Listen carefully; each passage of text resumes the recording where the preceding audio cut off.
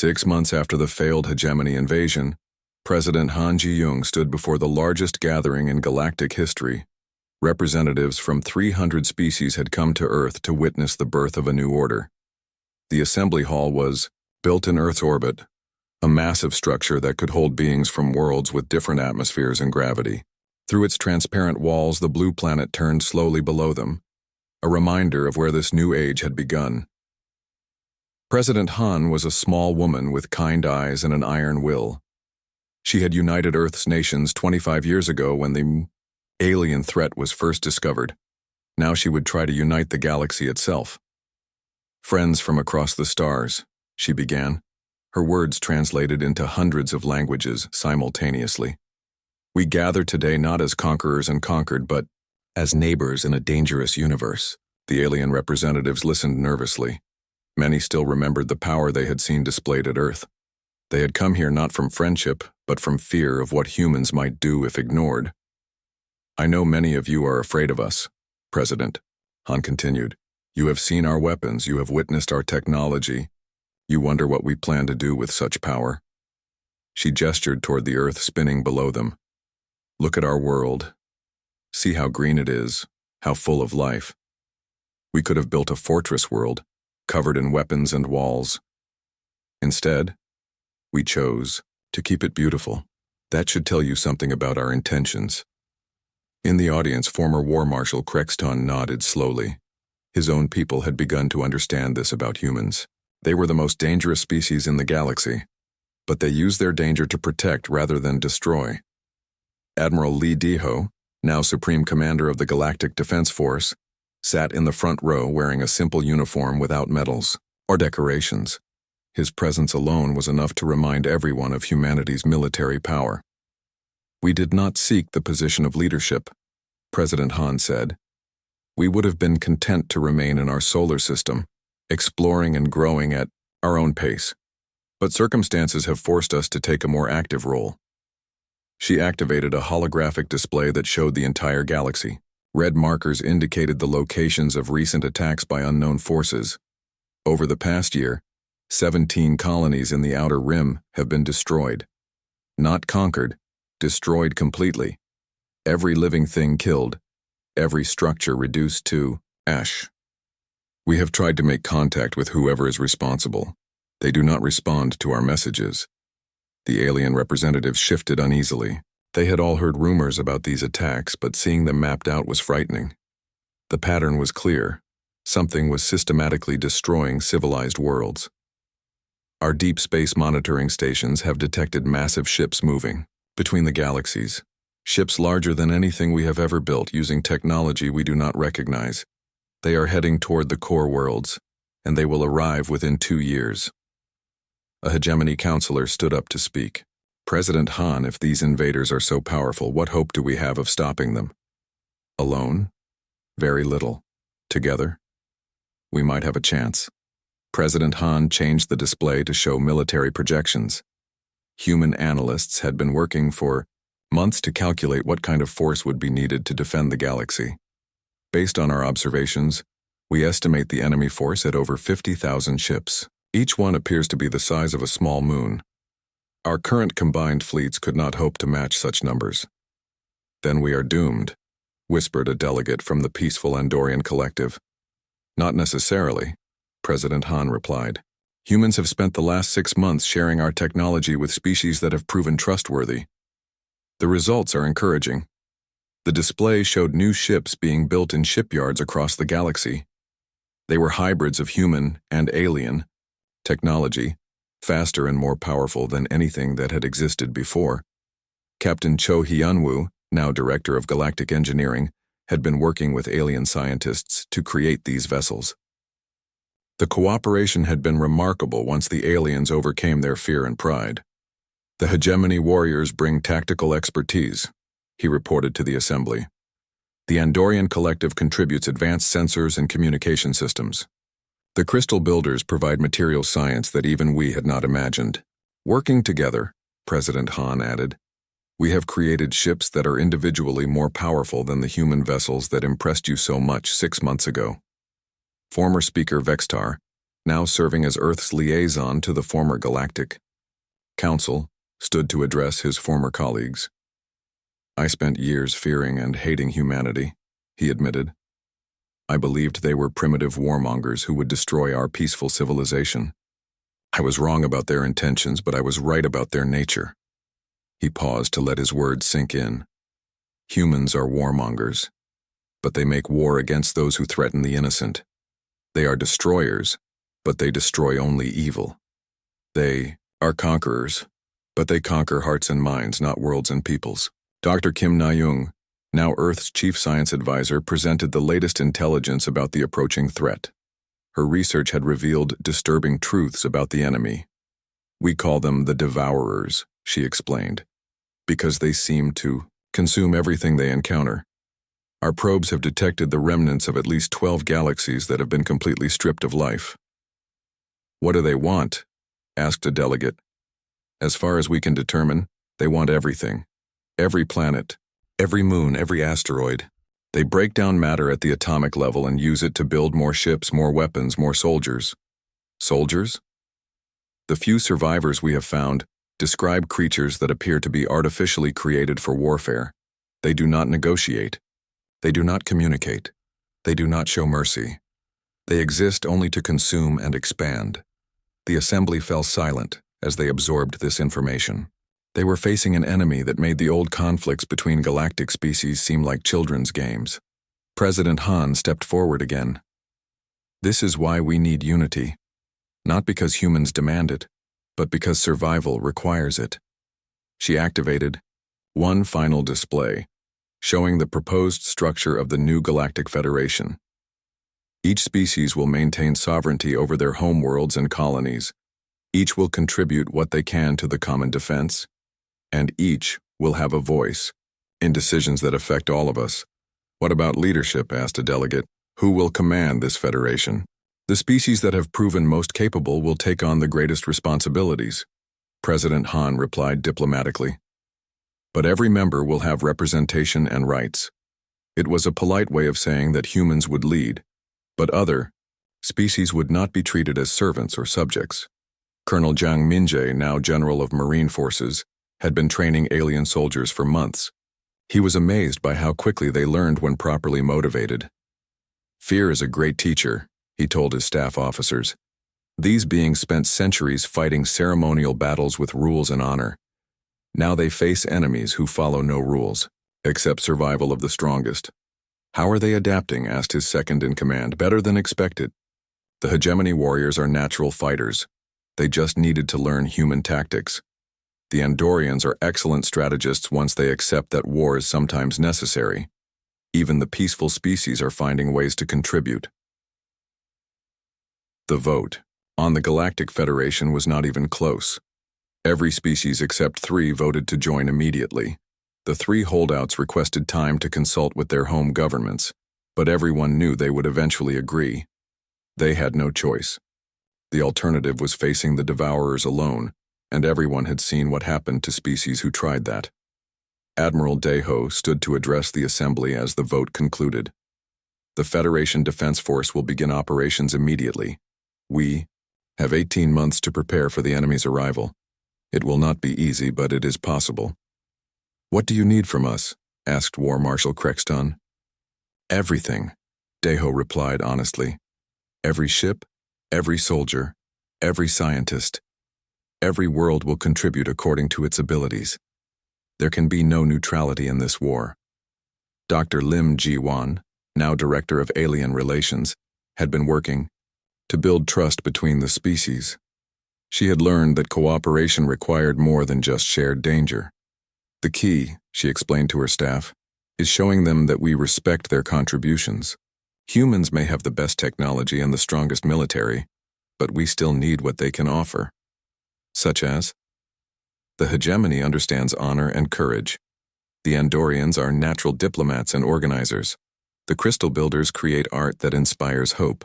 Every species brings something unique to the Federation." President Han concluded the assembly with words that would be remembered for generations. "Today, we stop being hundreds of separate species fighting over resources and territory. Today, we become one people. united in defense of life itself. The Devourers believe they face a collection of weak, divided worlds. They are wrong. She pointed toward the stars, visible through the assembly hall's walls. They face the children of 1,000 worlds, led by the children of Earth. They face beings who have learned that survival requires both strength and unity. They face a galaxy that has finally learned to work together. When they arrive, they will find us ready. The assembly ended with a ceremony that officially established the Galactic Federation.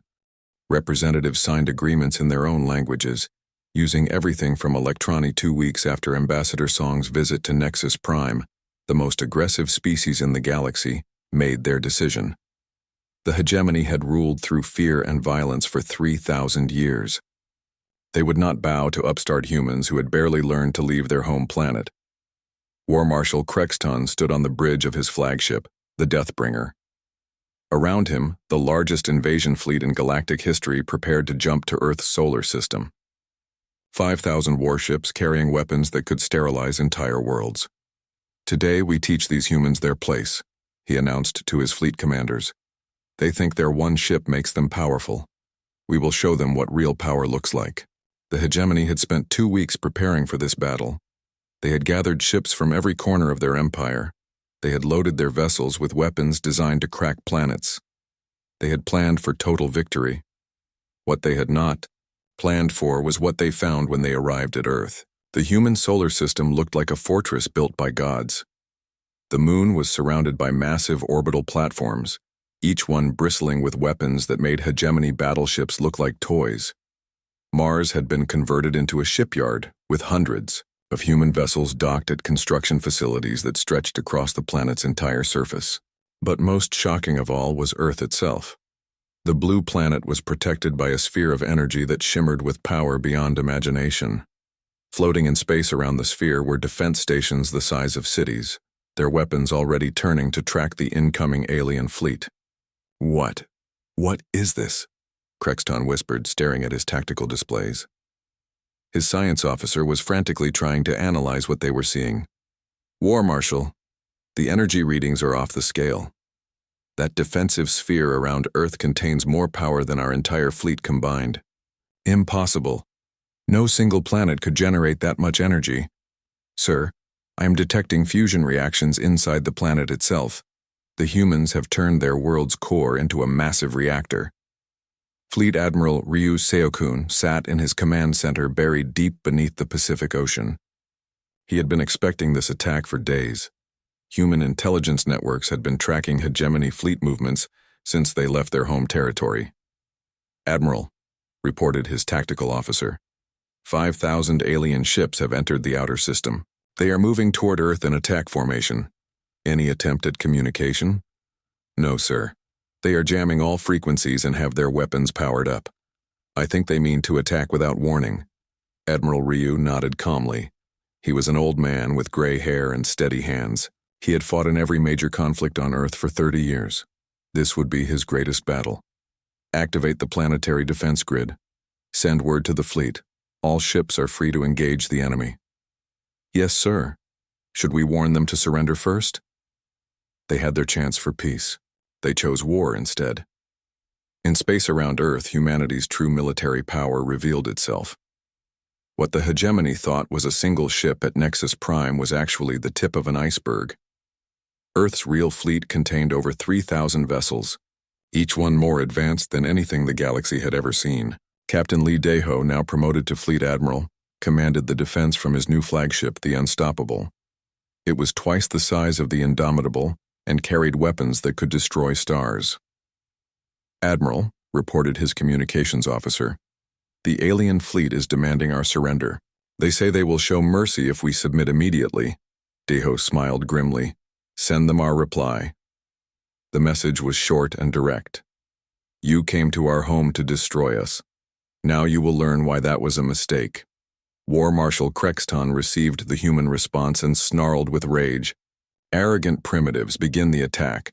Destroy everything that moves. The hegemony fleet opened fire with weapons that could crack moons.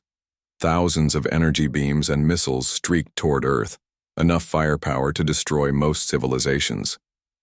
None of them reached their target. The defensive sphere around Earth absorbed the attack like water absorbing raindrops.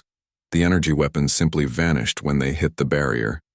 The missiles exploded harmlessly against shields that did not even flicker. "What just happened?" Crexton demanded. "Where did our weapons go?" His science officer was staring at his instruments in disbelief. "The human defensive system.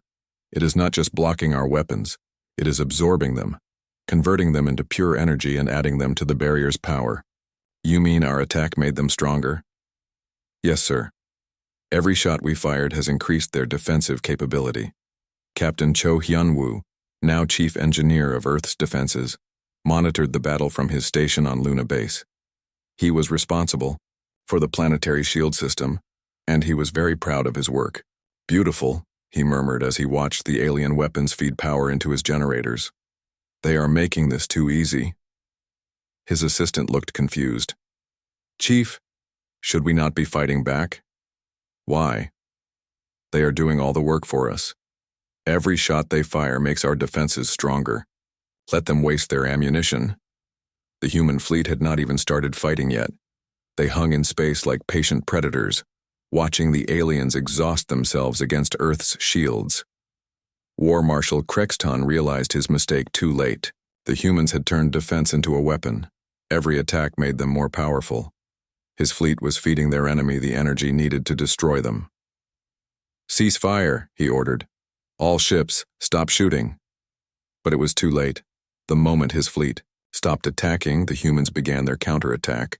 Captain Bae Kyungmin led the first wave. His fighter squadrons moved like schools of deadly fish surrounding and isolating groups of alien ships. Their weapons did not destroy the enemy vessels. They disabled them, capturing them intact. "Remember," he broadcast to his pilots, "we want their ships and crews alive if possible. Dead enemies teach us nothing." The alien fighters tried to respond, but they moved too slowly and thought too predictably.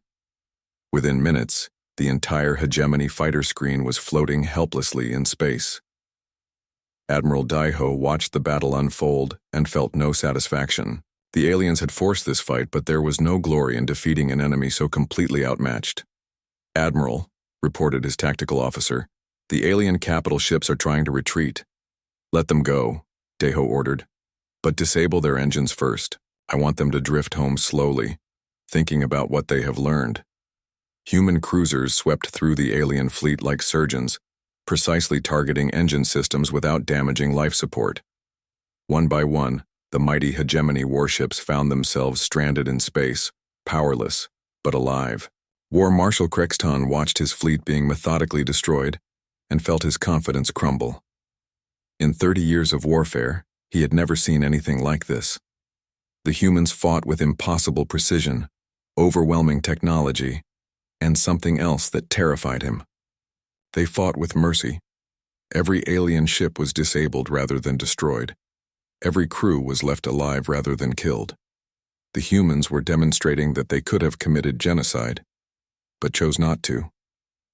"War Marshal," his communications officer reported, "We are receiving a transmission from the human flagship." Admiral Daiho's face appeared on the screen. He looked calm and professional, not like a warrior who had just won a great victory. "War Marshal Crexton, your fleet is defeated. Your ships are disabled. Your invasion has failed completely." Crexton expected threats and demands for surrender. Instead, he heard something much more disturbing. "However, we are not your enemies unless you choose to make us so. Your crews will be rescued and returned to your territory unharmed. Your ships will be repaired and given back to you. We want nothing from you except your promise to leave us alone." "Why?" Crexton asked, genuinely confused. "We came here to destroy you. Why show us mercy?" "Because conquest through fear only creates more enemies," Daiho replied. "We prefer to turn enemies into allies. Your people are brave warriors. The galaxy needs brave warriors to face the challenges ahead." "What challenges?" Daiho's expression grew serious. "War Marshal, your people have been focused on fighting each other for thousands of years. But our deep space probes have detected something troubling. There are threats coming from beyond this galaxy. threats that will require all of us working together to defeat. The transmission ended, leaving Crexton to think about what he had heard. The humans had not just defeated his fleet. They had offered him partnership. Over the following days, human rescue ships arrived to help the stranded hegemony vessels. Human engineers worked alongside alien crews to repair the damaged ships. Human doctors treated wounded aliens with the same care they would show their own people. Dr. Lim Jiwon, now director of xenological studies, worked with alien scientists to understand their biology and provide proper medical treatment. She found the experience fascinating. "Your people are remarkably resilient," she told a hegemony doctor. "Your cellular structure is designed to survive in environments that would kill most species." "That is because we evolved on a harsh world," the alien replied. "Not as harsh as yours, perhaps, but difficult enough. Then you understand why humans fight the way we do. We learned to survive by being stronger, faster, and smarter than everything trying to kill us." The alien doctor nodded slowly. "Your people, Ku. They want to establish separate agreements with Earth. They understand which way the wind is. 20 years earlier, a small alien probe had crashed in the mountains of Korea. The government found it quickly and took it to a secret laboratory. Dr. Lim Ji-won was one of the first scientists to examine the strange device. She was a young woman then, fresh out of university with bright eyes and quick fingers. When she opened the probe's memory banks, what she found changed everything. "Director," she called to her supervisor, "you need to see this." The probe contained detailed maps of Earth. It had pictures of major cities, military bases, and government buildings. But most frightening of all, it contained invasion plans. "They have been watching us," the director whispered as he read the files. "For decades, maybe longer." Dr. Lim pointed to another section of the data. "Look at this. They classify Earth as a death world. They say our planet is too dangerous for most species to survive on." The director frowned. "What do they mean by that?" "According to their records, most civilized worlds are peaceful. No natural disasters, no dangerous animals, no extreme weather. Earth is different. They think our planet is trying to kill us, all the time." "And they are right," the director said quietly. "Earthquakes, hurricanes, volcanoes, predators. Humans had to learn to survive all of that." Dr. Lim smiled grimly. "That is what they do not understand. They see our world as a curse, but it made us stronger. That day, Earth's governments made a secret decision. They would prepare for the alien invasion, but they would do it in a way the aliens would never expect. Instead of building obvious defenses, they would pretend to be what the aliens thought they were: primitive, divided, weak. Colonel Jiang Min-jae had been a young lieutenant when the probe was found. Now he commanded the Earth Defense Marines aboard the Indomitable. He remembered the day everything changed. "We had to think differently," he told his officers during a briefing. "The aliens expected us to fight like them. Big fleets, direct attacks, honorable battles, so we decided to fight like humans instead."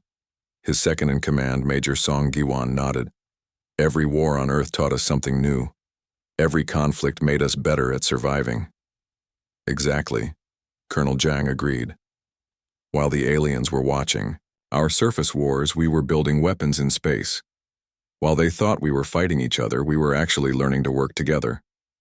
The truth was that Earth's governments had been secretly cooperating for 20 years. The wars and conflicts that the aliens observed were partly real, but they also served as cover for the real work being done.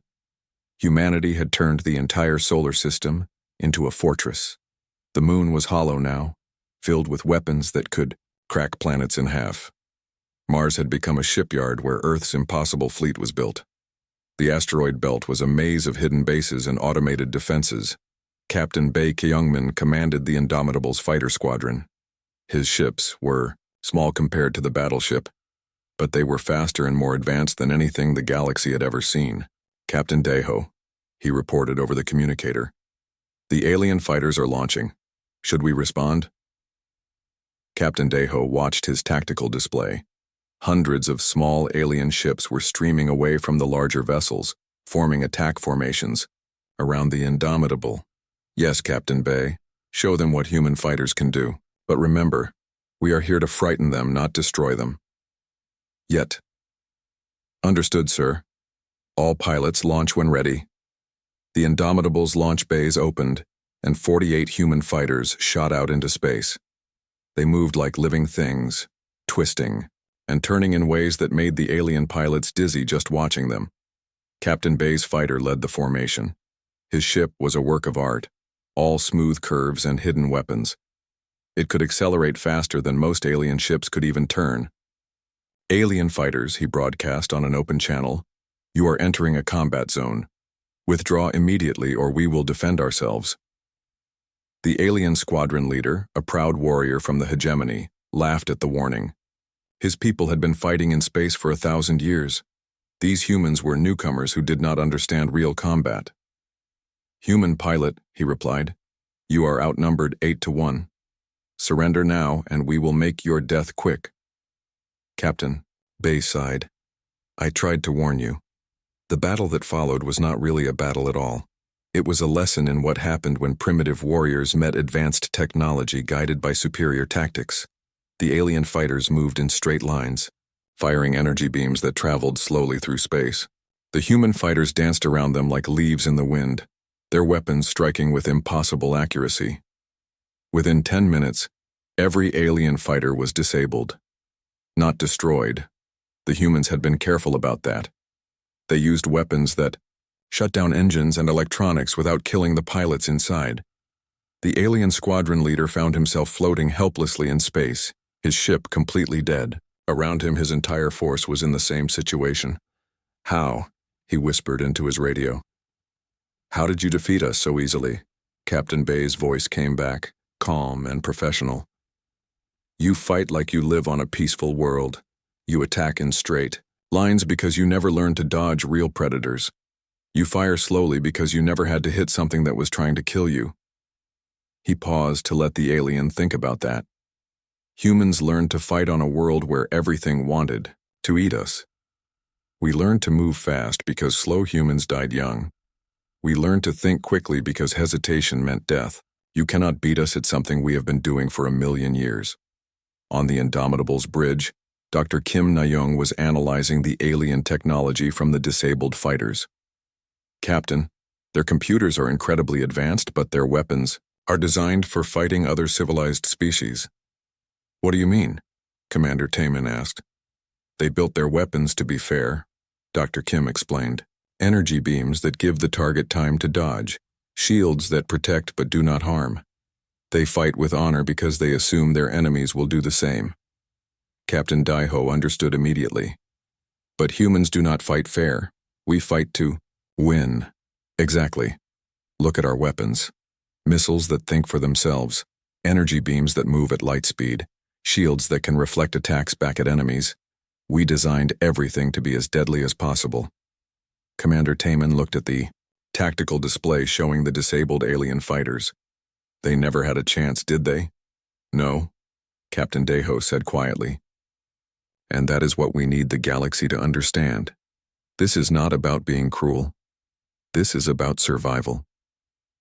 Deep in the ship's laboratories, Dr. Lim Ji-wan was studying samples of alien biology that had been collected over the years.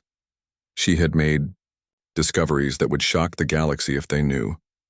Most alien species had evolved on worlds with very little danger. Their planets had no large predators, no extreme weather, no natural disasters. As a result, their bodies were weak and their minds were slow to react to threats. Humans were different. Earth had tried to kill them every day for millions of years. Only the fastest, strongest, and smartest humans survived to have children.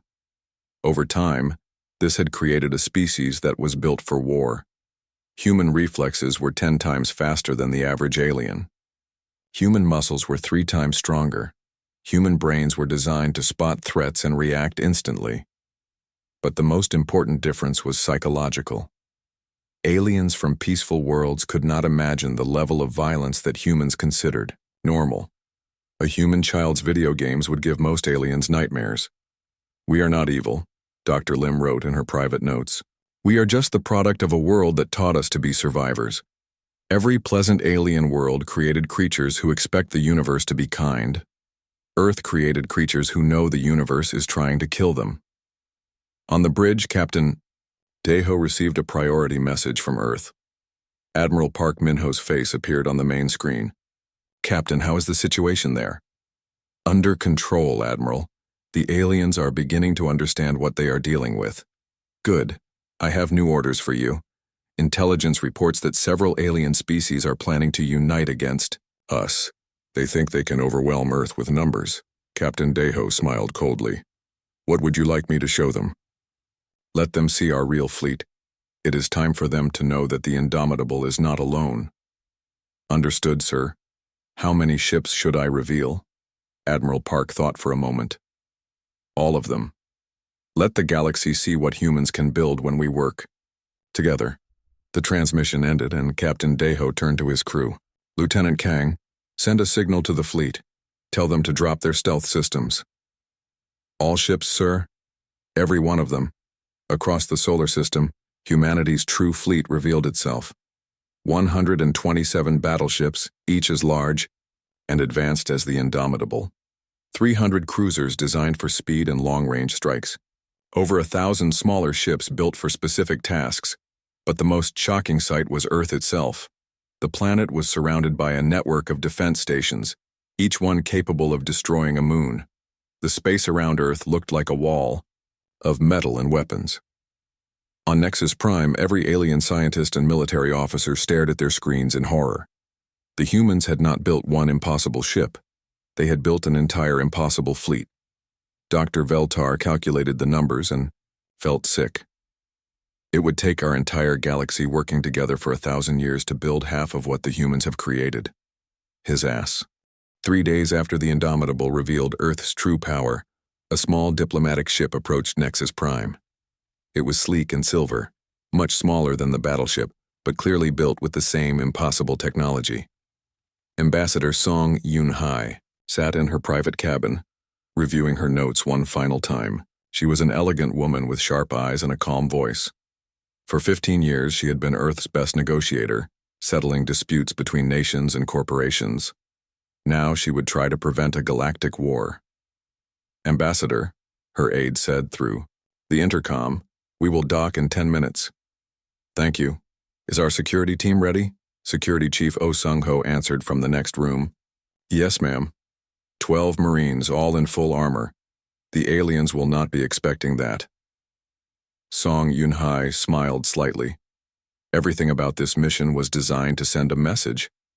The small diplomatic ship showed that humans could travel anywhere they wanted. The advanced technology proved they were not primitive. The Marine escort demonstrated that Earth took threats seriously. But the most important message was Song Yun-hai herself. She spoke 17 alien languages fluently. She knew more about galactic history than most aliens. And she represented a united Earth that had never existed before. As the diplomatic ship docked, alarms rang across Nexus Prime. The alien security forces were nervous. The humans had already proven they could disable any weapon system in the galaxy. What if this was another attack? Ambassador Song stepped onto the station with perfect confidence. She wore a simple but elegant blue dress that made her look both professional and non-threatening. Behind her walked 12 human Marines in black armor that seemed to absorb light. The alien delegation waiting to greet her took several steps backward when they saw the Marines. The armor looked like it belonged on a starship, not a person. Energy readings showed that each suit contained enough power to level a city block. Welcome to Nexus Prime, said Counselor Thoilon, trying to keep her voice steady. I am honored to meet Earth's representative. The honor is mine, Song Yun-hai replied in perfect galactic standard. I hope we can find a peaceful solution to our current difficulties. As they walked through the station, aliens stopped and stared. Most had never seen a human before. Song Yun-hai looked so similar to them, yet so different. Her eyes moved constantly, watching for threats that did not exist. Her posture suggested someone ready to fight or run at any moment. The human Marines moved like a single organism. Their formation never broke. Their attention never wavered. Each one carried weapons that the aliens could not identify, but definitely did not want to test. Your escort seems very prepared, Thylon commented carefully. Humans take our safety seriously, Song Yun-hai replied. We have learned that the universe can be a dangerous place. They entered the main conference room where the Galactic Council was waiting. The 5 species that ruled the galaxy sat around their circular table, trying to look calm and in control. Speaker Vextar stood to greet the human ambassador. Up close, he could see that she was smaller than most aliens, but there was something unsettling about her presence. She moved with the quiet confidence of a predator. Ambassador Song, he said formally, we are pleased that Earth has agreed to negotiate. Earth is always willing to talk, she replied, taking her seat at the table. But we are also prepared for other possibilities. The negotiations began immediately. The aliens wanted humans to limit their military buildup. They wanted Earth to accept galactic oversight. They wanted guarantees that humanity would not expand beyond their solar system. Song Yun-hai listened politely to each demand, then smiled. I appreciate your concerns, she said.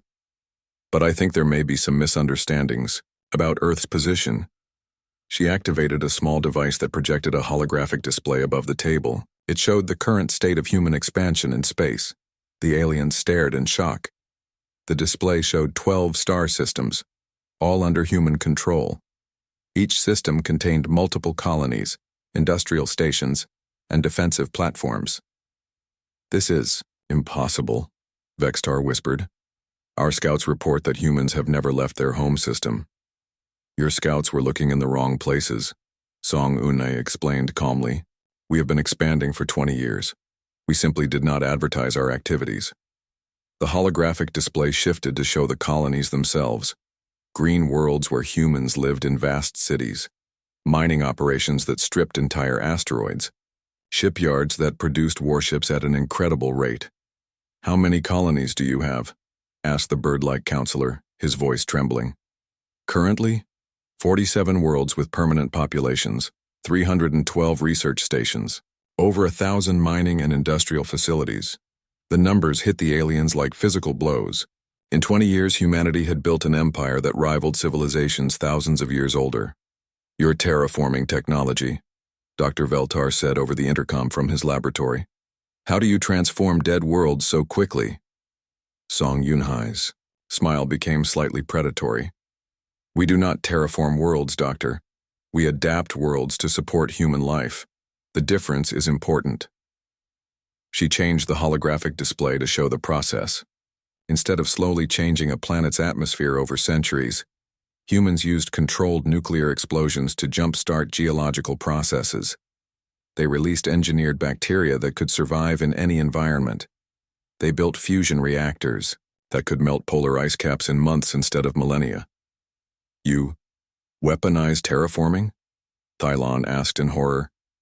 We weaponize everything, Song Yun-hai admitted without shame. That is what you do when you evolve on a world that tries to kill you every day. Every tool can be a weapon. Every weapon can be a tool. The aliens exchanged frightened glances. They were beginning to understand that humans did not think like them at all. What do you want from us? Vextar asked finally. Very little, Song Yun-hai replied. We want to be left alone. We want your invasion fleets to stay away from our territory. We want your spies to stop watching our colonies. And in return, we will continue expanding at our current rate. We will establish trade relationships with species that interest us. We will defend ourselves if attacked. That is all?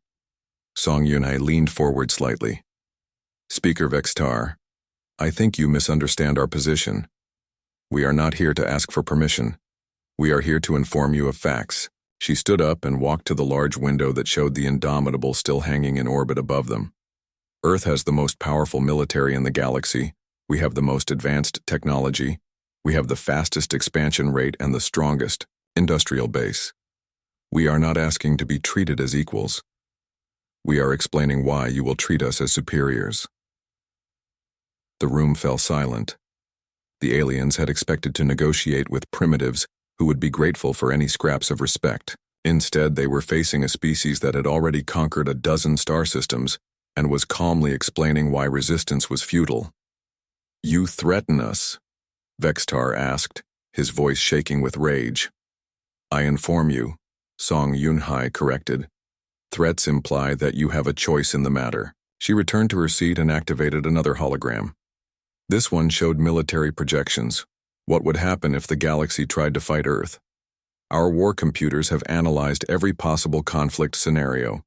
In the best case for you, 70% of all alien colonies are destroyed within the first year. In the worst case, we eliminate all significant alien military forces within 6 months. The projections showed human fleets sweeping across the galaxy like a plague, alien worlds falling one by one to weapons that could crack planets. Entire species being hunted to extinction by ships they could not see or fight.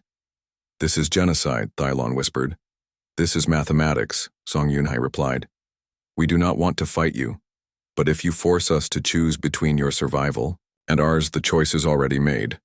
Counselor Melkon, who had been silent until now, finally spoke. His people were known throughout the galaxy for their wisdom and their ability to see the truth in difficult situations. Ambassador Song, what you show us is terrifying. But I must ask, why are you showing us this at all? If humans are so powerful, why not simply conquer us? Song Yunhai's expression softened slightly. Because conquest is wasteful. Earth does not want to rule the galaxy. We want to explore it, trade with it, learn from it.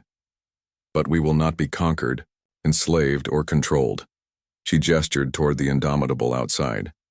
That ship could destroy this entire planet in minutes. Instead, it sits there quietly, waiting for your answer. That should tell you something about human intentions. "What answer do you want?" Vextar asked, his pride finally broken. "Withdraw your fleets from human space. Recall your spies from our worlds. Cancel all invasion plans. Recognize Earth's sovereignty over our current territory. And if we do this, then we will establish normal diplomatic relations. We will trade with you. We will share some of our technology. We will defend you against external threats if asked." The aliens looked at each other uncertainly. The offer was reasonable, but accepting it meant acknowledging that humans were now the dominant power in the galaxy. "We need time to discuss this," Vextar said. "Of course, take all the time you need. The Indomitable will wait." Song Yunhai stood to leave, then paused at the door. "Oh, and one more thing. 3 alien species have already contacted us privately." The alien fleet commanders stared at their screens in disbelief. Their targeting systems could not lock onto the human ship. Every time they tried to aim their weapons, the computers showed error messages. Admiral Zexton of the Hegemony fleet was the first to try firing. He gave the order to his weapons officer, but nothing happened. The energy beams simply would not fire. "What is wrong with our guns?" he demanded. His chief engineer, a small creature with 6 arms, worked frantically at the control panel. "I do not understand, Admiral. The weapons are fully charged, but something is blocking the firing sequence." On 36 other ships, the same thing was happening. The alien fleet was completely helpless. Inside the Indomitable, Engineer Cho Hyunwoo monitored the alien ships from his station deep in the ship's engine room. He was a short man with clever eyes and quick hands. For the past hour, he had been using invisible signals to disrupt the alien weapon systems. "Captain," he called over the communicator, "their guns are all disabled. They cannot fire even if they want to." Captain Deho nodded with satisfaction. "Good work, Engineer Cho. How long can you keep this up?" "As long as you need, sir. Their technology is quite simple compared to ours." Lieutenant Kang Soo-young looked up from her communication station. "Captain, I am receiving thousands of messages from across the galaxy. News of our arrival is spreading fast." "What are they saying?" Deho asked. "Most are demanding to know who we are and what we want, but some are asking for our help. It seems the Galactic Council has many enemies." Dr. Kim Na-young smiled as she watched her instruments. "The alien scientists are scanning our ship. They are trying to figure out how we built it." "Let them look," Deho said. "They will not understand what they see." In the science labs of Nexus Prime, teams of alien researchers were working desperately to analyze the human battleship. What they found made no sense.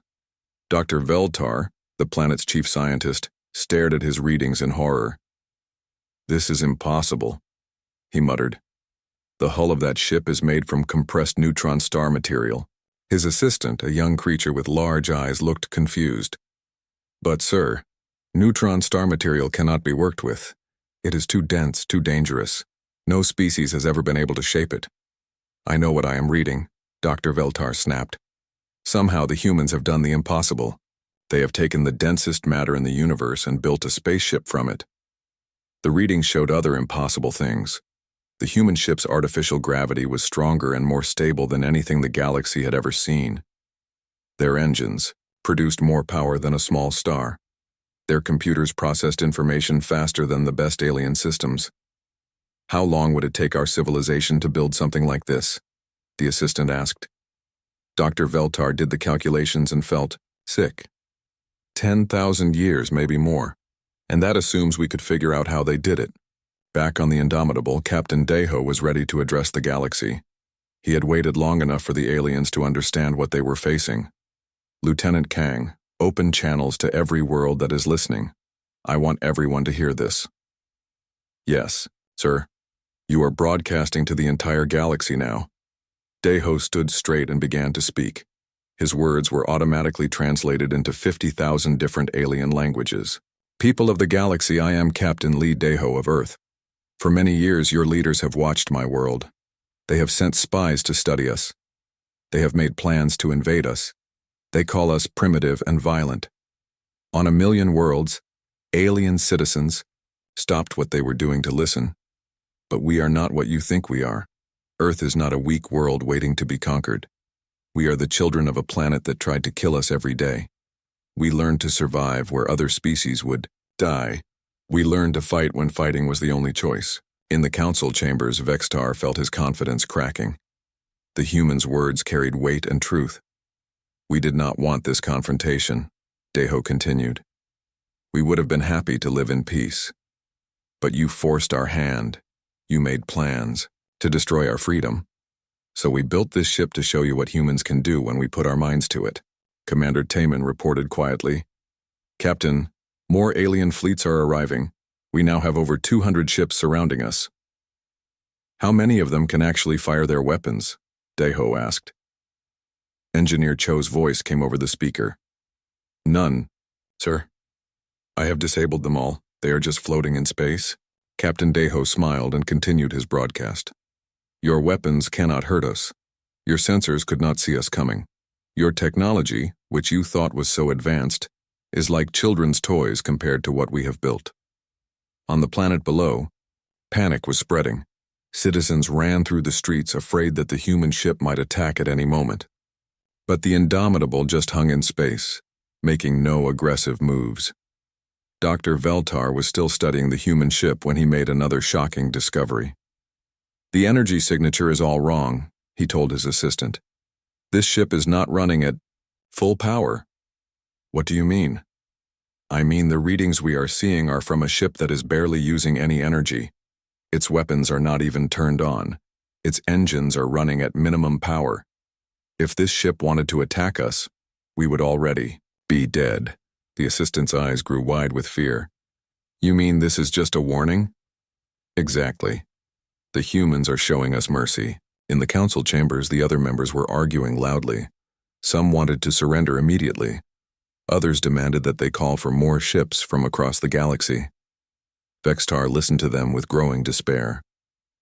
He was finally beginning to understand what they were really dealing with. Counselor Thelon grabbed his arm with her tentacle. "Vextar, we must end this before it gets worse. The humans have not fired a single shot. They are giving us a chance to back down." "You think we should surrender to these primitives?" Vextar snarled. "Look around you." Thelon pointed at the screens showing the human ship. "Does that look primitive to you? They built a ship that our best scientists say is impossible. They flew it here without being detected. They disabled our entire fleet without firing a single weapon." Captain Deho was finishing his broadcast. "We do not want to rule your galaxy. We do not want to conquer your worlds. All we want is to be left alone. But if you force us to fight, you will learn that humans are very good at war." He paused to let his words sink in across the galaxy. We give you 1 standard day to withdraw your fleets from our space. Remove your spies from our world. Cancel your invasion plans. If you do this, we will return to Earth in peace. If you do not, he let the threat hang in the air. You will discover what happens when you threaten the children of Earth. The transmission ended. Across the galaxy, billions of aliens sat in stunned silence. Some were terrified. Others were amazed. A few were even impressed. On Nexus Prime, Dr. Veltar made one final discovery that changed everything. He had been studying the quantum signature of the human ship when he found something that made his blood run cold. Sir, his assistant said, what is wrong? You look like you have seen a ghost. Dr. Veltar's voice was barely a whisper. This ship, it is not alone. What do you mean? The quantum resonance patterns show that there are others, many others. This ship is just one of a fleet. The assistant stared at him. How many ships? Dr. Veltar checked his readings again, hoping he was wrong. He was not. At least 50. Maybe more. The humans have built an entire fleet of these impossible ships. In the council chambers, Vextar received this news and felt his world crumble around him. The humans had not sent their only ship to threaten the galaxy. They had sent one ship as a message. The rest of their fleet was somewhere out there waiting. He looked up at the ceiling again, imagining the massive human battleship floating above them. Its weapons were still powered down. Its crew was still being patient. But that could change at any moment. For the first time in his life, Speaker Vextar of the Galactic Council felt truly afraid. The humans had shown them technology that should not exist. They had demonstrated power beyond imagination, and they were just getting started. Captain Deho stood on his bridge, looking out at the alien fleet surrounding them. 200 ships that could not fire their weapons. Thousands of aliens who were finally beginning to understand what Earth was capable of. What are your orders, Captain? Commander Taman asked. We wait, Deho said calmly. Let them think about what they have seen. Let them decide if they want to be our enemies or if they prefer to live. The Indomitable continued to orbit Nexus Prime, a silent reminder that humanity would not be conquered without a fight. And somewhere in space, the rest of Earth's fleet waited for word from their flagship. The galaxy would never be the same. The great crystal dome of Nexus Prime glowed with 1,000 different lights. Inside the massive building, 5 alien races sat around a circular table. They had come from all corners of the galaxy to discuss one problem that worried them all. Earth Speaker Vextar raised his scaled hand to quiet the room. His red eyes looked at each member of the Galactic Council. We must decide today what to do about the humans, he said in his deep voice. The other council members nodded. They had been watching Earth for many years. The blue planet was full of creatures that fought each other constantly. Wars, conflicts, and violence seemed to be all the humans knew. They are dangerous, said Counselor Thylon, her tentacles moving nervously. Our scouts report that they have weapons that can destroy entire cities. They point these weapons at each other every day. Exactly, Vextar agreed. No civilized species should have such violent thoughts. We gave them chances to join us peacefully. We sent envoys to their world many times, but they always refused. What the Council did not know was that Earth had discovered the truth about these peace envoys. The humans had learned that the aliens were not trying to make friends. They were studying Earth's defenses. They were planning to invade. Far above, Nexus Prime, something moved through space. It was huge, bigger than any ship the galaxy had ever seen. But no sensors could detect it. No alarms rang. No warning lights flashed. Captain Lee Deho stood on the bridge of the battleship Indomitable. He was a tall man with calm eyes and steady hands. He had spent 3 years planning for this moment. Around him, his crew worked quietly at their stations. How long until we reach the target? Deho asked. Commander Yoon Taemin checked his instruments. 2 minutes, Captain. We are still invisible to their sensors. Dr. Kim Na-young looked up from her science station. Their technology is exactly as we expected. They cannot see through our stealth systems. Admiral Park Min-ho had given Daeho clear orders before they left Earth. Show the galaxy that humanity was not as weak as they thought. Make them understand that Earth would not be conquered easily. The Indomitable was the first ship of its kind.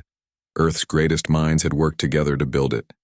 They had taken alien technology from crashed ships and improved it. They had used materials that should have been impossible to work with. They had created something that broke the rules of physics. "Captain," Taemin said, "we are in position above the council chambers." Daeho nodded. He turned to Lieutenant Kang Soo-young at the communications station. "Are you ready to broadcast our message?" "Yes, sir. All channels are prepared. We can reach every world in the galaxy." In the council chambers below, Vextar was still speaking. "The humans have shown us nothing but aggression. They refuse to accept our guidance. They will not abandon their primitive ways." "Perhaps we should give them more time," suggested another counselor. This one looked like a large bird with silver feathers. "Some species need longer to evolve past violence." Vextar's eyes flashed with anger. "We have waited long enough. Every day we delay, they become more dangerous. Their population grows. Their weapons become stronger. We must act now before it is too late." The other council members looked uncomfortable, but they knew Vextar was right. Earth was a problem that would only get worse. "I call for a vote," Vextar announced. "All in favor of beginning the pacification of Earth?" One by one, the council members raised their hands. Even those who had doubts voted yes. They believed they had no choice. "Then it is decided," Vexatar said with satisfaction. "We will send our fleets to Earth within the month. The humans will learn to accept our rule or they will be removed." At that moment, every light in the chamber flickered. The council members looked around in confusion. Their instruments began making strange noises. High above them, Captain Daeho gave the order, "Drop the cloak." The Indomitable appeared in the sky above Nexus Prime like a mountain made of metal and energy. It was dark gray, with sharp angles and weapons that could be seen even from the ground. The ship was so large that it blocked out the sun. Alarms finally began to ring across the planet. Emergency broadcasts filled the airwaves. Military ships raced toward the sky, but they stopped when they saw what they were facing. The Indomitable was 3 times larger than the biggest ship in the alien fleet. It hung in space like a silent threat, its weapons powered but not yet firing. In the council chambers, panic spread quickly. Guards ran in all directions. Some council members tried to hide under the table. Others called for their personal ships to rescue them. Only Vextar remained calm, though his scales had turned pale. He stared up at the ceiling as if he could see through it to the ship above. "How?" he whispered. "How did they get here without being detected?" Thylon was shaking with fear. "That ship. It is impossible. No species has technology that advanced." "Apparently, we were wrong about the humans," said the bird-like counselor quietly. On the Indomitable's bridge, Captain Daeho watched the chaos below through his sensors. He felt no joy in frightening the aliens, but he knew it was necessary. Earth needed to send a clear message. "Captain," Dr. Na-young reported, "their fleet is moving into position around us. 37 ships so far." "Let them come," Daeho said, calmly. "Make sure our shields are ready, but do not charge weapons yet. We are here to talk, not to fight." Commander Taemin smiled grimly. "They have no idea what they are dealing with, do they?" "No," Daeho agreed. "They think we are primitive. They believe we are just another species they can conquer. Today they will learn the truth." The alien fleet formed a circle around the Indomitable. Their ships looked like toys compared to the human battleship. Energy readings showed that some of the aliens were charging their weapons. "Should we be concerned, Captain?" asked Taemin. Dr. Na-young laughed softly. "Their most powerful weapons could not scratch our hull. We could destroy their entire fleet in minutes if we wanted to." But that was not the plan. Earth did not want to conquer the galaxy. They wanted to be left alone. However, if the aliens forced them to fight, humanity would show them what Earth's children could do. Lieutenant Kang turned to face the captain. "Sir, we are receiving surrender offers from 3 of the ships. They want to withdraw." "Ignore them for now," Daho ordered. "We will speak to the council first." Below on Nexus Prime, Vextar was trying to regain control of the situation. He stood up slowly and activated the chamber's main communicator. "Unknown vessel," he broadcast. "You have entered restricted space without permission. Withdraw immediately or face the consequences." Captain Daho smiled. The alien leader was trying to sound brave, but his voice was shaking with fear. "Open a channel to the planet," Daho ordered. "It is time to introduce ourselves." The communication link activated, and Captain Daho's voice echoed through every speaker on Nexus Prime.